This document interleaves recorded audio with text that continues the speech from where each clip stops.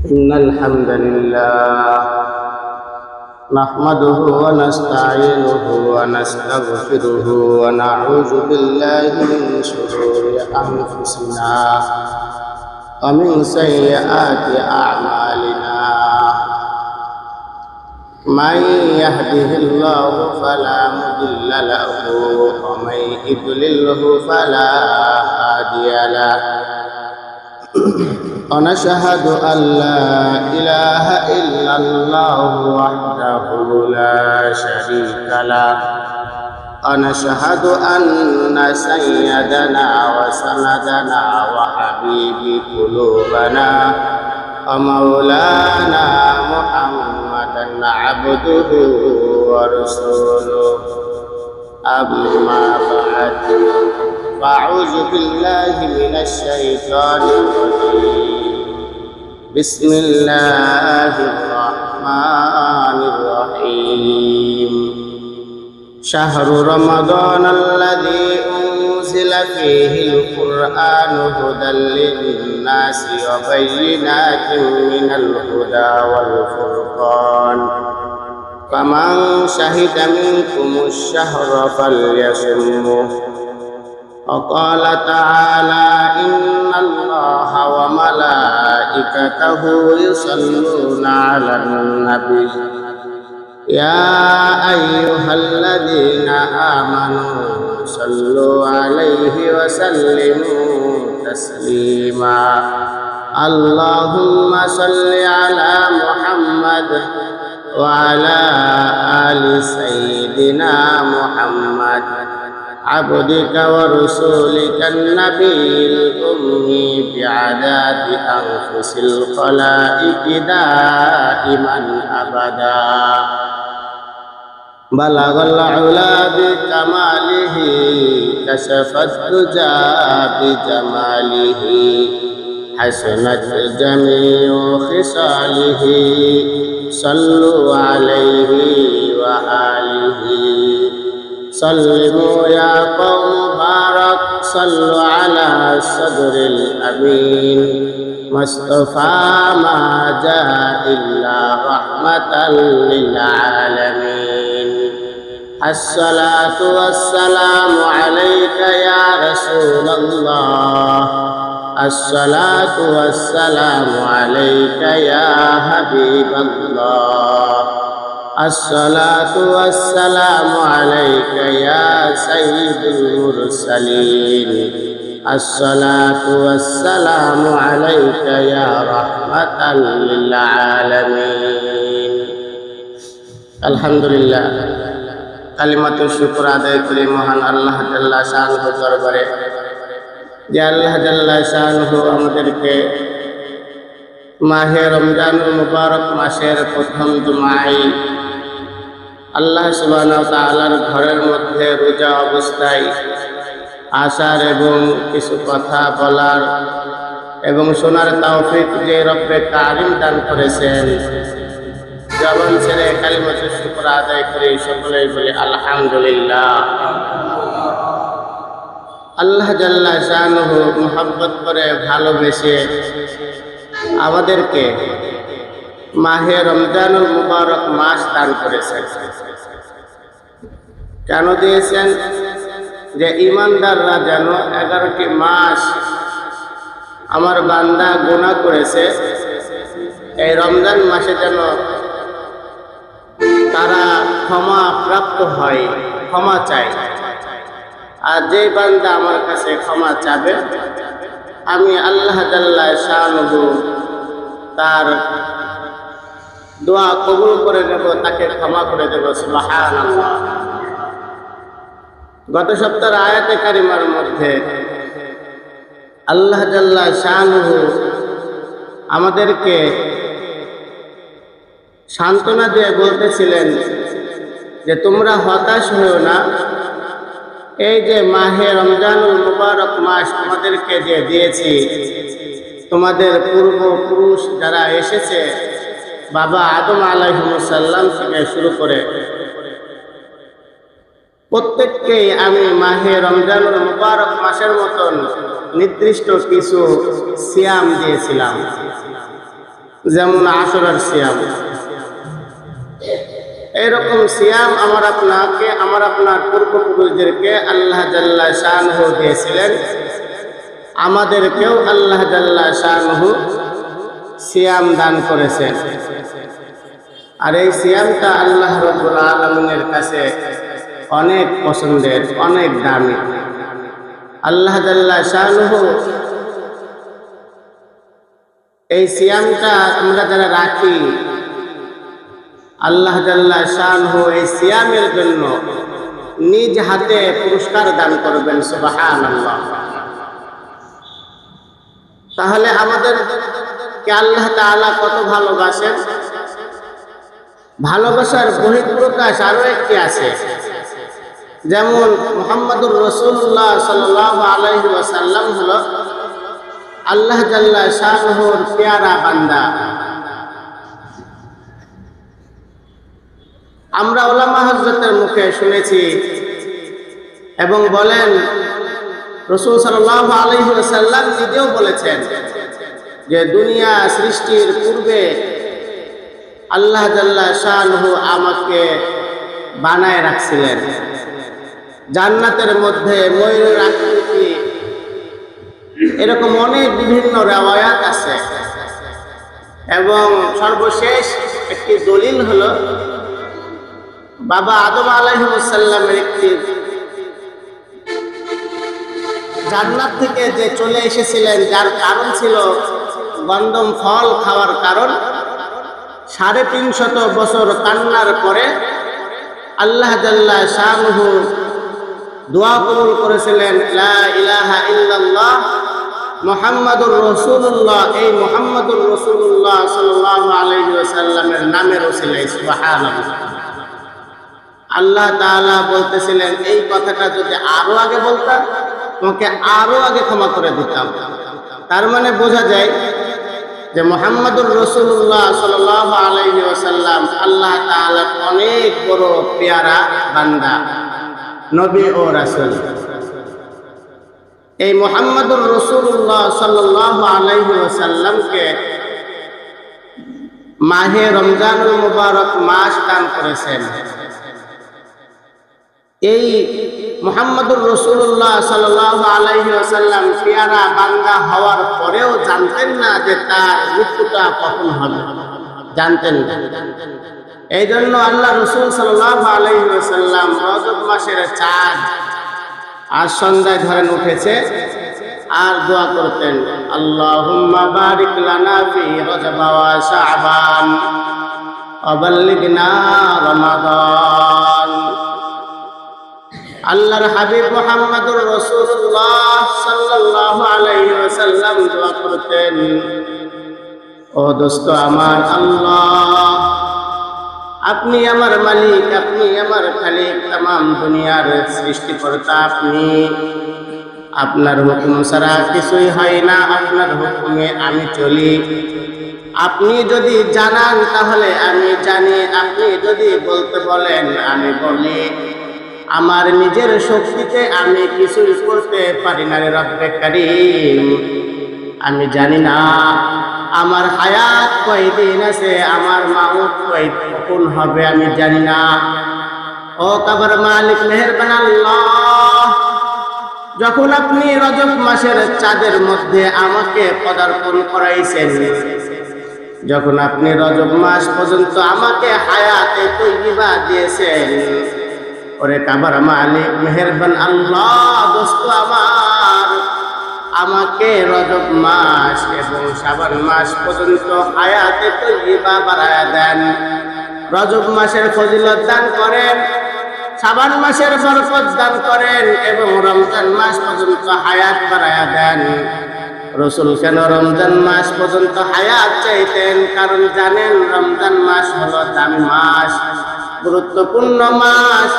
রমজান মাসের মধ্যে একটি রাত আছে 1000 রাতের সমতুল্য একটি রাত।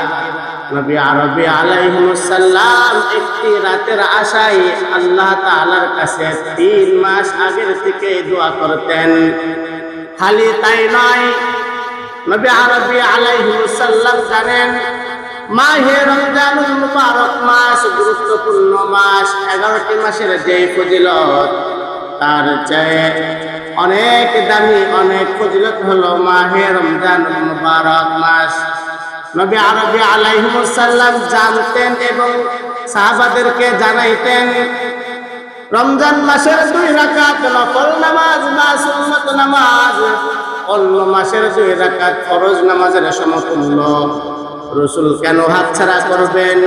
এই জন্য আল্লাহ তাআলার কাছে বলতেন, আল্লাহুম্মা বারিক লানা ফি রজব ওয়া শাবান ওয়া বাল্লিগনা রমাদান। রমাদান মাস পর্যন্ত আমার হায়াতে তৈয়বা আপনি বাড়ায় দেন।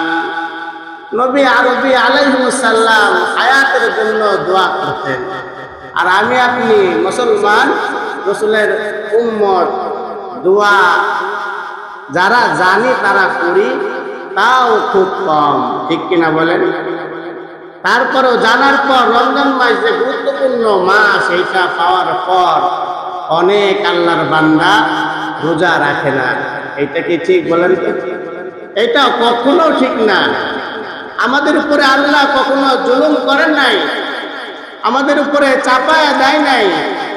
আমাদেরকে আল্লাহ তাআলা খুশি করে দিয়েছেন রমজান মাস, এইটা খুশি স্বরূপ গ্রহণ করে এই মাসে রোজা এবং যা কিছু আছে বেশি বেশি ইবাদত বন্দেগী করে আল্লাহ তাআলার কাছে ক্ষমা নিয়ে পরকালের সঞ্চয় গোছানোর একটা মূল সময় হলো এইটা একটা মাস।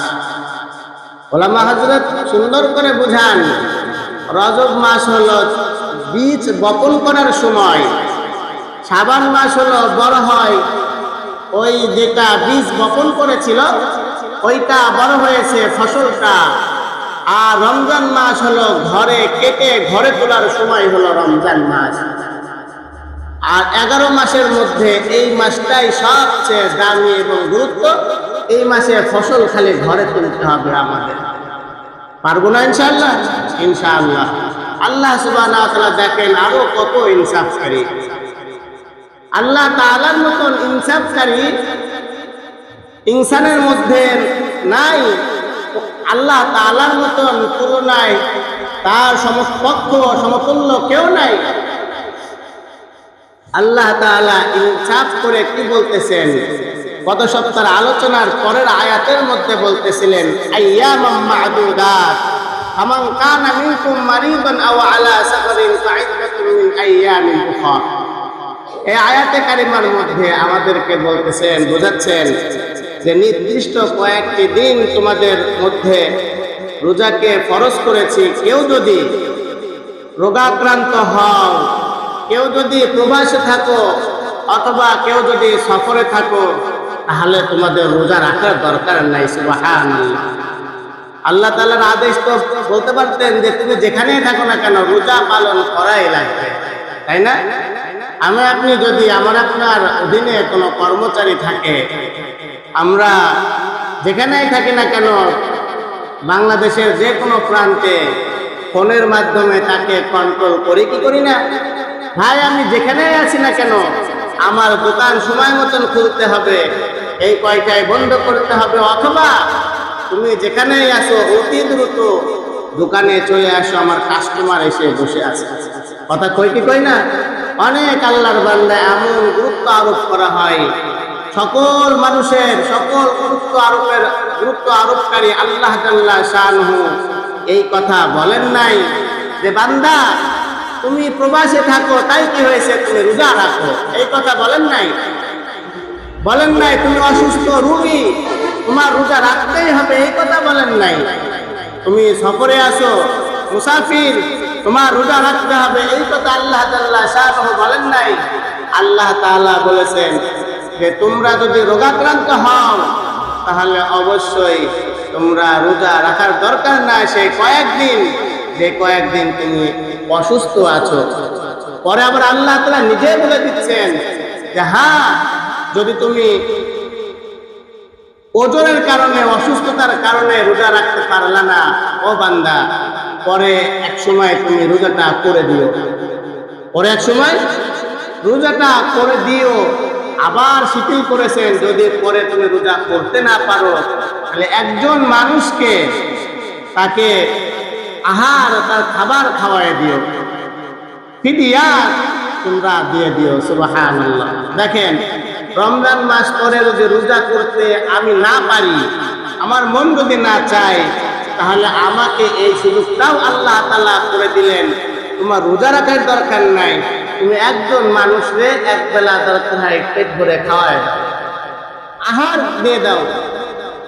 তাহলে এই যে আল্লাহ জাল্লা শাহু, যে মালিক এত সুন্দর করে আমাদেরকে এত সুযোগ দিল, তারপরেও যদি বান্দা সুযোগে সৎ ব্যবহার যদি ভালো দিকে না যায়, তাহলে এই বান্দার কপালে কি আছে ওই আল্লাহ জাল্লা শাহু জানে, ঠিক কিনা? মুআজ্জাজ মুহতারাম, আজকের আয়াতে কারিমার মধ্যেও একই কথা, কিন্তু শুরুতেই আল্লাহ রাব্বুল আলামিন বলতেছেন, শাহরু রমাদানাল্লাযী উনজিলা ফীহিল কুরআন হুদাল লিন-নাসি ওয়া বায়িনাতিন মিনাল হুদা ওয়াল ফুরকান। আল্লাহ রাব্বুল আলামিন বলেন, ও আমার বান্দা, আমি তোমাদেরকে মহব্বত করে ভালোবেসে তোমাদের পূর্বপুরুষদের উপরে আমি রোজা ফরজ করেছিলাম, তোমাদেরকেও ফরজ করেছি। তোমরা তো জানো তোমাদের পূর্বপুরুষদের হায়াতের জিন্দেগি অনেক ছিল, কারোর বয়স ছিল 1000, কারোর বয়স ছিল 900। এইরকম দীর্ঘ হায়াত তোমাদের পূর্বপুরুষদের মধ্যে ছিল। তার মধ্যে তোমাদের একজন নবী নূহ নবী 1000 বছর হায়াত দেওয়া হয়েছিল, 950 বছর সে দিনের দাওয়াত দিয়েছিল। তোমাদের এত লম্বা হায়াত নাই। আমার দোস্ত মুহাম্মদুর রাসূলুল্লাহ সাল্লাল্লাহু আলাইহি ওয়াসাল্লাম 63 বছরের জিন্দেগির মধ্যে ক্লোজ করে ফেলেছে। তার হায়াতে তৈয়বা দিয়েছে মাত্র 63 বছর। 40 বছরের পর আমি তাকে নবুয়ত দিলাম। বাকি 23 বছরের মধ্যে মক্কা মদিনার মধ্যে কোরআন নাজিল করে দিলাম।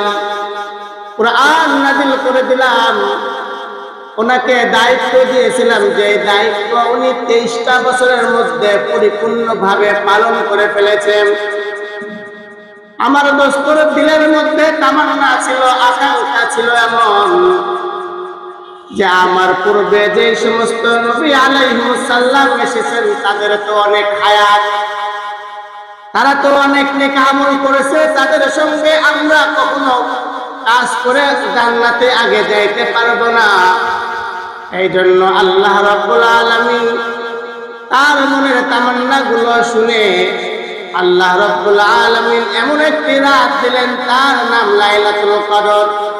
1000 মাসের সমতুল্য একটি মাস। আল্লাহ রাব্বুল আলামিনের হাবিব আরো চিন্তা করেন, তাওরাত, জাবুর, ইনজিল কিতাব আল্লাহ তাআলা নাযিল করেছেন, আমাকেও কোরআন মাজিদ দিয়েছেন। এই কোরআন মাজিদটা হলো লিন্নাস, মানুষদের মধ্যে খারাপ এবং যারা ভালো পার্থক্য করবে একমাত্র ফুরকান কোরআন। এইটা হলো খারাপ আর ভালোর মধ্যে পার্থক্যকারী হলো কোরআন।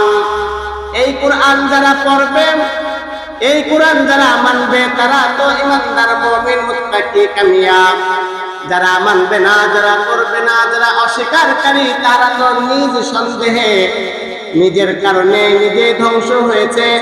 আমি আল্লাহ জাল্লা শানুহু তাদেরকে আমার যেই বানানো যে আযাবের গর্ত, তার নাম জাহান্নাম। যে কোরআন অস্বীকার করবে, যে নামাজ রোজা অস্বীকার করবে, যে আমাকে অস্বীকার করবে, তাকে আমি আল্লাহ জাল্লা শানুহু ওই জাহান্নামের গর্তের মধ্যে ঢুকায় দিব। কত বড় ভয়ানক কথা! আমি এখানে মূল কথাটা বলছিলাম, সেইটা হলো হক ও বাতিলের মধ্যে পার্থক্যকারী হলো একমাত্র হলো কোরআন। হক আর বাতিল যদি চিনতে হয়, কোরআন দ্বারা চেনা ছাড়া আর চেনার উপায় নাই। কোরআনের মধ্যে বলছে রোজা রাখো, যদি তুমি নিজ এলাকায় নিজ দেশে যদি পদার্পণ করো, থাকো সুস্থ থাকো, রোজা তোমার রাখতেই হবে, রাখতেই হবে।